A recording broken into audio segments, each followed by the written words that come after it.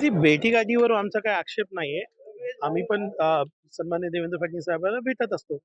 भेटीवर काही नाही, पण ते जे यू-टर्न झालेलं आहे विचारधारावर, ज्याप्रमाणे 6 डिसेंबरची पोस्ट मिलिंद नार्वेकर साहेबांची आहे किंवा त्यानंतर केलेले वक्तव्य, असं वाटतंय की त्यांनी आता यू-टर्न घेतलेला आहे हिंदुत्वावर. तर त्याच्यामध्ये आम्ही राहू शकत नाही, कारण आमचे जे विचार आहेत ते मिळत नाहीत त्यांना. म्हणून महाविकास आघाडीतून बाहेर आलो आता. पण प्रक्रिया अशी आहे की याची एस-आय-टी अनाउन्स करूनही सरकारने आतापर्यंत काय केला नाही आणि आता मी घडीच बघतोय बीडची चर्चा चालू झालेली आहे. तर सभागृहामध्ये जाऊन बघू सरकारचं काय मत आहे आणि त्याप्रमाणे आपण काम करू. सरकार कुठे आहे? मंत्री कुठे आहेत? हेच आमचा सवाल आहे.